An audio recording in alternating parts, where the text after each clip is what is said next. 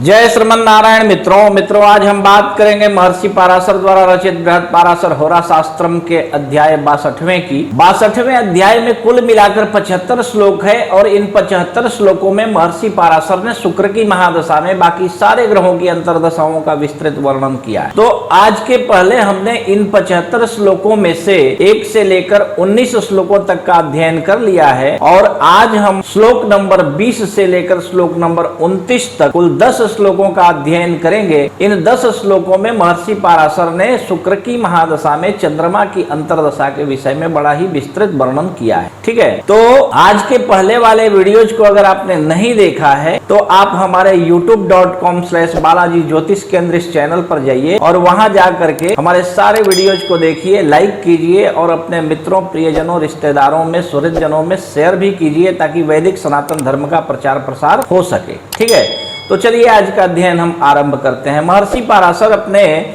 20वें श्लोक में कहते हैं कि शुक्रस्यांतर्गते चंद्रे केंद्र लाभ त्रिकोणगे स्वचे स्वक्षेत्रगे चैव भाग्यनाथेन संयुते शुभयुक्ते पूर्णचंद्रे राज्यनाथेन संयुते तद्भुक्तौ वाहनादीनाम लाभोगे है महत् सुखम।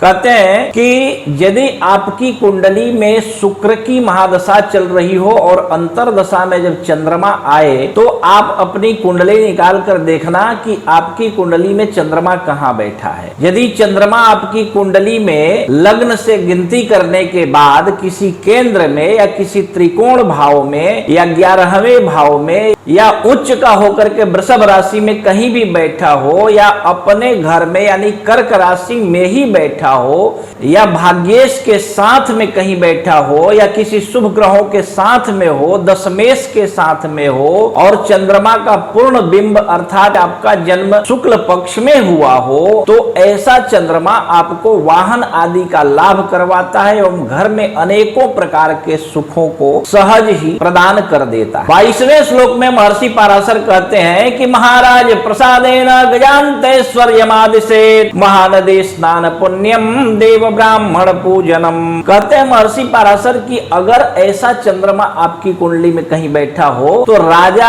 अथवा राजा तुल्य किसी बहुत बड़े व्यक्ति के सहयोग से बहुत बड़े ऐश्वर्य की प्राप्ति करवाता है। किसी पवित्र नदी में, गंगा आदि पुण्य नदियों में स्नान करने का शुभ अवसर प्रदान करता है। देवताओं का पूजन एवं ब्राह्मणों के पूजन का भी शुभ अवसर ऐसा चंद्रमा आपको प्रदान करता है। ठीक है, 23वें श्लोक में महर्षि पराशर कहते हैं कि गीतवाद्य प्रसंगादि विद्वज्जन विभूषणम गो महेश्यादि वृद्धिश्च व्यवसाये अधिकम फलम। कहते हैं कि आमोद प्रमोद यानी अनेकों प्रकार की खुशियां, व्यवसाय में अनेक लाभ, विद्वानों की सभा में सम्मानित होना, गौ भैंस आदि का लाभ होना, व्यवसाय से बहुत ही अधिक लाभ होना, इस प्रकार का सुख परिवार में प्राप्त होता है। ठीक है, भोजनाम सौख्यम च बंधु संयुक्त भोजनम नीचे वास्तंगते वापे षष्टाष्टम व्ययराशिगे।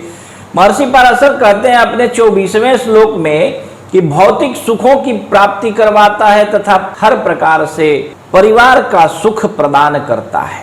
ठीक है, परंतु यदि नीच या अस्तंगत हो या 6ठे 8वें 12वें घर में बैठा हो तो दाये सात षष्ठगे वापी रंध्रे वा व्ययराशिगे तत्काले धननाशः स्यात् संचरेण महत् भयम। कहते हैं कि ऐसा चंद्रमा यदि 6ठे 8वें 12वें भावगत हो, दशानाथ से 6ठे 8वें 12वें भाव में हो तो तत्काल धन का नाश करवा देता है एवं अनेकों प्रकार के महान भय प्रदान करता है। 26वें श्लोक में महर्षि पराशर कहते हैं कि देहायासो मनस्तापो राजन द्वारे विरोधकृत विदेश गमनम चैव तीर्थयात्रादिकम फलम। कहते हैं कि शारीरिक व मानसिक कष्ट, मुकदमेबाजी या थाना कचहरी में जाना आना, विदेश गमन, तीर्थ यात्रा आदि भी करवाता है। ठीक है, दार पुत्रादि पीड़ा च निज बंधु वियोग कृत दाये सात केंद्र लाभस्थे त्रिकोणे सहजे पिवा। कहते हैं कि स्त्री पुत्र आदि को भी कष्ट देता है एवं अपने स्वजनों से वियोग करवा देता है ऐसा अशुभ चंद्रमा। ठीक है, लेकिन यदि दशानाथ से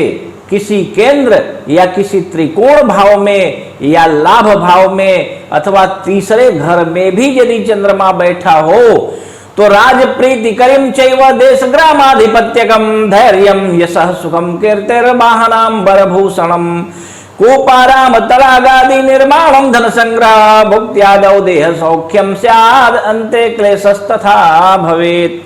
कहते हैं 28वें और 29वें श्लोक में कि ऐसा चंद्रमा यदि शुभ हो आपकी कुंडली में, यानी दशानाथ से किसी केंद्र या किसी त्रिकोण भाव में, लाभ भाव में या तीसरे भाव में बैठा हो तो राजा की अनुकूलता प्रदान करता है, किसी देश अथवा किसी गांव का जमींदार बनाता है अथवा किसी देश का प्रधानमंत्री बना देता है, धैर्य वृद्धि यश सुख वाहन कीर्ति आदि का लाभ करवाता है, कूप बाग तड़ाग आदि का निर्माण करवाना अर्थात सार्वजनिक सुविधाओं के निर्माण की शक्ति देता है, सामर्थ्य देता है, एवं धन संग्रह करवाता है, दशारंभ में शारीरिक सुख देता है, परंतु अंते क्लेशस तथा भवेत, है ना, अंत में ऐसा चंद्रमा क्लेश अथवा कष्ट देता है। ऐसे चंद्रमा के लिए अगर आप मोती पहनना चाहें तो आपको इस बात का ध्यान रखना होगा कि चंद्रमा उच्च में हो या स्वराशि में हो या किसी शुभ ग्रह के साथ बैठा हो, नवमेश दशमेश पंचमेश के साथ में बैठा हो, तो आप चंद्रमा के लिए मोती धारण करें। अन्यथा चंद्रमा के लिए मोती कोई भी पहनने को कह देता है कि मानसिक शांति, थोड़ी सी टेंशन है तो सुनार लोग भी बोल देते हैं कि भैया मोती पहन लो, ठीक है। लेकिन अगर आपने मोती पहन लिया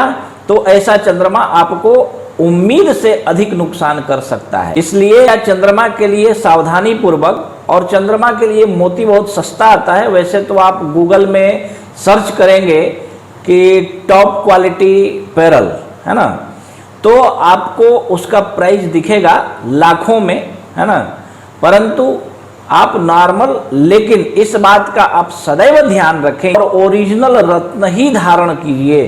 भले कम दाम का रहे कोई दिक्कत नहीं है, परंतु ऑप्शनल स्टोन कभी भी मत धारण कीजिए। कभी भी आपको जब भी धारण करना हो ओरिजिनल रत्न ही धारण कीजिए, ठीक है। चंद्रमा की शांति के लिए बहुत सारे उपाय हमारे वेबसाइट balajijotish.com, इस पर आपको मिल जाएंगे। आप वहां जाकर के चंद्रमा से संबंधित दान एवं उपाय, माता अथवा माता तुल्य स्त्रियों की सेवा करना भी चंद्रमा को अनुकूल बनाता है। तो इस प्रकार आप उपाय करके अशुभ चंद्रमा की दशा में भी शुभ फल की प्राप्ति कर सकते हैं, ठीक है। तो चलिए आज का प्रकरण यहीं पूर्ण हुआ। और अगर आपने हमारे पुराने वीडियोज को नहीं देखा है तो आप हमारे youtube.com/बालाजी ज्योतिष केंद्र इस चैनल पर जाइए, वहां जाकर के अनेकों वीडियोज वहां पड़े हुए हैं, आप सबको देखिए, लाइक कीजिए एवं अपने मित्रों प्रियजनों रिश्तेदारों सुहृदजनों में शेयर भी कीजिए ताकि वैदिक सनातन धर्म का प्रचार प्रसार हो सके, ठीक है। जय श्रीमन नारायण।